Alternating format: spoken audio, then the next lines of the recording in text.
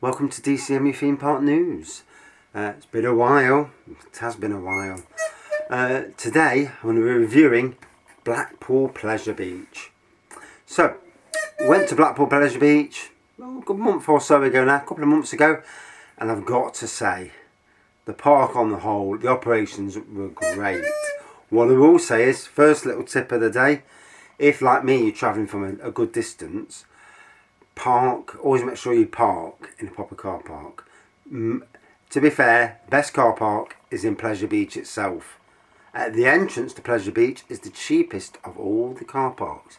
We parked round the side, and we actually paid more than you would at the front, which I don't believe. I don't understand it. But anyway, the cheapest part is to park at the front.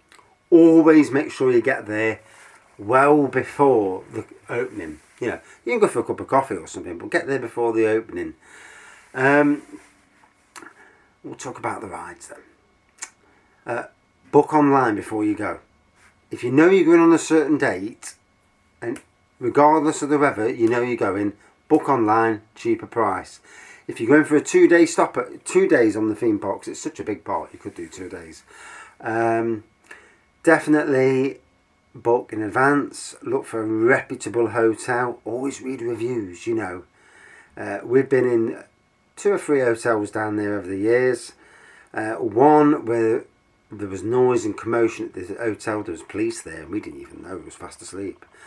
But yeah, we don't need that sort of stuff. Yeah, so go for the hotels. For me, you're better off sticking to the named brands rather than your bed and breakfasts. You know, but there's always a risk in any hotel. So, you book online. When you get there, you've already got your tickets, you've already got your passes. Make sure you print off both and take everything with you that you were sent through the post. Because we've done it before, where we didn't take one part, and they were umming and ahhing about letting us in, and we managed to get in. So you walk into the park, head for the biggest roller coaster that you want to do first. If you're on a busy day, obviously the best roller coaster in the park is Icon, the Mack double launch roller coaster. It's a family roller coaster, 1.3 a night you have to be. My son was big enough this year. Get to that first, get in the queue, and we got on within the first 5 minutes. We actually went on twice. Fantastic, you know. He's 8 years old, my son, has autism, so he's not fearless, but he's pretty fearless in a lot of ways. But yeah, loved it. Fantastic roller coaster. There's inversions in it. There's so much in that roller coaster, and yet it interacts with just about every big roller coaster on the park, and yet it's not very high at all. But I don't mind that. You know, you feel safe throughout the journey.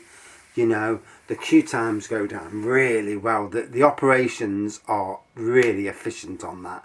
Yeah, gotta say a big shout out for Blackpool Pleasure Beach for that. Operations, fantastic.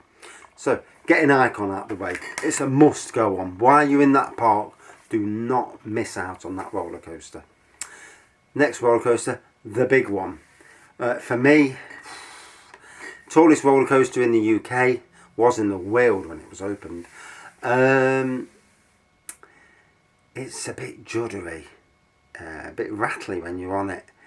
I went on it when it opened. Yeah, it opened back in 1990 something, when it was called the Pepsi Max big one. Still a good roller coaster, but that lift hill, bloody hell, it scares the life out of you going up there. You're going up there, and as you go over to go down, it still scares the bejesus out of you. And it does rattle. It is a bit of a rattler. I mean, some people, the likes of Theme Park Worldwide, Sean Sandbrook calls it a monorail. It's no bloody monorail. It's as scary as they come. But still a fantastic ride, you know. You've got to do it. It's on your bucket list to do. So yeah, the queuing's not bad. You know, hopefully operations are good on the day you go. Sometimes you run it on half a train, and I don't understand that. I know they want to sell fast passes, but if you've paid 40 quid or whatever it is to get in any theme park in the world, you don't want to see anything not running at full capacity. Run it at full capacity. If it's still damn busy, people will buy your fast passes. If not, you're ruining your reputation of your park. It's as simple as that. You know, Run everything at full capacity, and then you'll never get bad press from customers. There's no other way for it. So we'll move from big one. Good on the front or back. Obviously, on the back of any roller coaster, it's faster. It's not always faster on the front, would you believe? Because as you go over hills, it throws you over on the back, where on the front it's more of a soft. Yeah, most roller coasters anyway.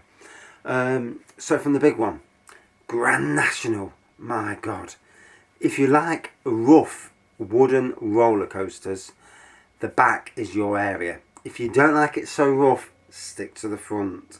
You'll know why. But again, a classic roller coaster. It's got two of them going at the same time. Go on both, slightly different, and well worth doing. Next, Grand National. Yeah, I think it's Grand National. Yes, the other roller coaster, the other big wooden roller coaster. Again, fantastic. But again, stick on the front if you don't want it so rough. Back if you don't mind it being a bit rougher. You know, it's just the way it is. You got Nickelodeon Strake, which is another wooden roller coaster. Again, front not so rough, back a bit rougher. The smoother of the three big wooden roller coasters. Again, always a good queue for that. The throughput's not great. They've only got one coaster working, so go for that when you see the queue low. The children's area, lots and lots of children's ride there. There's a little log flume there with a one drop special. You will get wet, so bear in mind that. Lots of little rides there for the kids. There's one of them spinning disc rides that goes over the ump and that. Fantastic for kids and adults. You know, it's got some good, you know, even for the adults, it will get you. You know, that's Nickelodeon Land. Good theme land, good meets and greets there. You know, overall, a damn good area. I'm not going to go over every little ride that's in there, but there's lots of good little rides. You've got Wallace and Gromit Dark Ride. Again, if you love Wallace and Gromit. And for Britain, dark rides, we need dark rides. You know, there's just nowhere near enough indoor dark rides. When the park's wet through on a day, where in Britain can we go on a wet winter's day for a theme park? There's nowhere. It's stupid. We need theme parks working in the middle of winter. Weekends in winter. It's not rocket science, you know. People are off work in winter at the weekends, and it's a great time to earn money off the public. You know, Disney do it all year round. There's no reason why everybody else can't.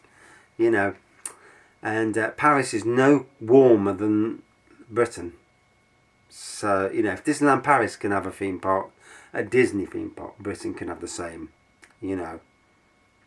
No reason at all. Plus we can get people to come to Britain. You have more indoor rides, you know, you have an indoor experience. A bit of outdoor, but more indoor. It's got to be done.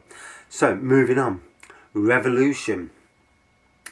It's a single looping coaster, but the thing with Revolution, what's more scary than the actual ride, is walking up the steps to get on the ride, because it's like 60 foot up in the air, and that's the scariest part. I've been on that on a windy, wet day, and I'm telling you now, I was crawling up the stairs, got on there, and I was absolutely frightened to bits. The ride itself was not frightening, but the getting up there was, you know.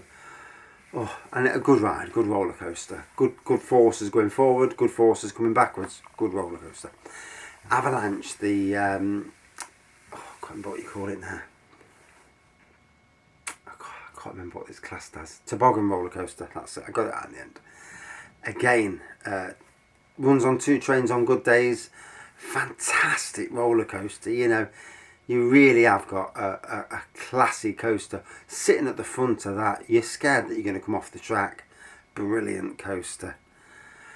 Valhalla, one of the best dark water rides in Britain. In fact, probably the only dark water ride in Britain, but one of the best in the world for a dark water ride. And when it's working, make sure you either have got clothes on. If it's a boiling hot day, you're laughing. But any other time, take something wet, or, you know, waterproof on with your, you know, cagoule or whatever, because you're going to get wet. There's no doubt about it, you're going to get soaked. So, fair warning. Ice Blast, the shot tower. Not the most strongest of shot towers, but still, 150 foot ice, they'll send you up at a whack. You've got the boat ride that goes around the shops on the swings. I can't remember the name of it. But bloody hell, that's intense. And you're not strapped in. You're in like a wooden thing. You're holding on for dear life. And you're going out at angles. I'll tell you what, on a windy day, they really rock in the wind. Scares the life out of you. Then you've got the steeplechase. I think steeplechase ride where you're on the horses. I can't remember the proper name of it. But again, that some real speed on that. I'm having to hold on for dear life, and I've got my son that's side of me, and I'm holding him on for dear life. So again, if you go on that ride, sit with your kids, get them to hold on as tight as you can, and you as tight as you can, because it really is a forceful ride. You've got the ghost train there. Not good for little kids, too scary. But for adults and bigger kids, yeah, it's fine. Lots of scary elements on that ride. You've got Alice in Wonderland, another dark ride, with the Willy Wonka theme on. Again, very good dark ride there.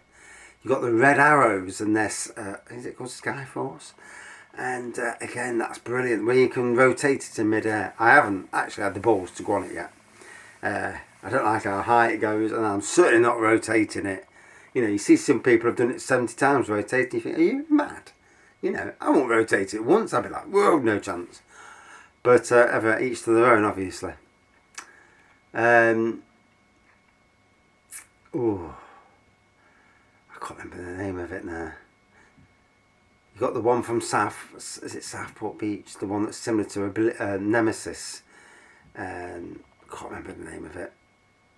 Looping coaster, SLC.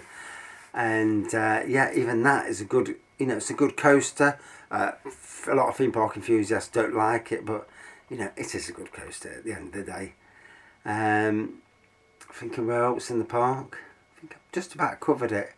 Food in the park. Burger King was our choice for food.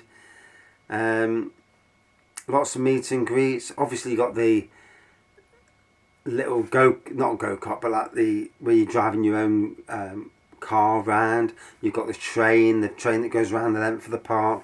There is so much to do. It is definitely a 2-day park. To do everything, multiple times, 2-day park. Even tonight, while I'm here tonight, they're on a 10 p.m. finish tonight. So the Theme Park Worldwide lot are down there for that. And, you can't fault it. 12 hours on a theme park. It's like being in America, It's great. And I will get to one myself this year. So, Blackpool Pleasure Beach. Negatives. Well, if you're travelling from anywhere in the UK, it's a bit of a distance. For me, it's a 3-hour journey from Nottingham. It is a trek. So, if you're going for a late night finish, for me, the best thing to do is a 2-dayer. Go up on a Saturday morning, stop over on Saturday night, especially if you've got a 10 o'clock theme park finish that night, and watch the fireworks at the end of it. And then on the Sunday, do another day on the park, and then go home. And then you've had a fantastic weekend. You just can't fault that.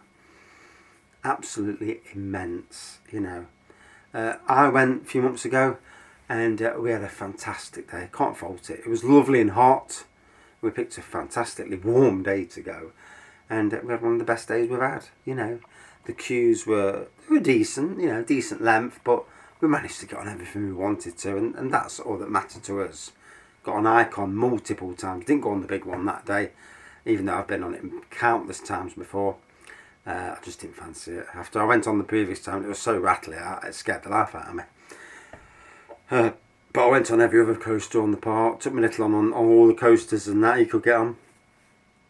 And loved himself, and that's all that matters with theme parks. That we, where can Blackpool Pleasure Beach go now? Hard to say really. They built a new hotel on the park, so they've got 2 hotels of their own, and that's good because sometimes to get that theme park experience, you're better off staying on site. And half the time you're not being fleeced by some of these dodgy motels and hotels that are around about. And obviously always watch out for the parking. Don't park on in some car park you've never heard of that's not run by a council, because half the time you'll get a ticket and then afterwards you'll get a ticket even if you bought one. You know, there's a lot of bad press for some of them parks. Out of 5 then, would I recommend Blackpool Pleasure Beach? Hell yes. Yeah, had a fantastic time there. Looking forward to where they're going next. For me, Blackpool, like Alton Towers, need to build an indoor area for the theme park. Indoor roller coaster. Something like what they've got at Fantasy Island. A big indoor roller coaster inside. And I don't know what that was. Then you make it an all year round theme park. And that's where Britain in the future needs to go. Yes, we haven't got the weather in the winter, but if you've got the entertainment still, does it matter you've not got the weather? No, it doesn't. You've got indoor theme parks, indoor rides, indoor. You see, Valhalla's already indoor, and there's lots of rides that are indoor at Blackpool. All you need to do is build a big structure that's indoor, incorporate the indoor rides on that park, and you've got an all year round theme park. It's not hard, you know. Money, obviously, there's an element of money to be in the first place to build that structure, but it's not out of the reason. It's not out of the Blackpool Pleasure Beach is on a lot of land, and there's a lot you can do, to adapt to get that in. The future's very bright. So out of 5, Blackpool Pleasure Beach, 4.6 out of 5. Brilliant. Probably the best theme park in the UK for the all-round package, from kids to adults and in between, which certain theme parks do lack, sadly. Thanks for watching. See you on the next edition of DCMU Theme Park News, be it a review or actual news. Cheers.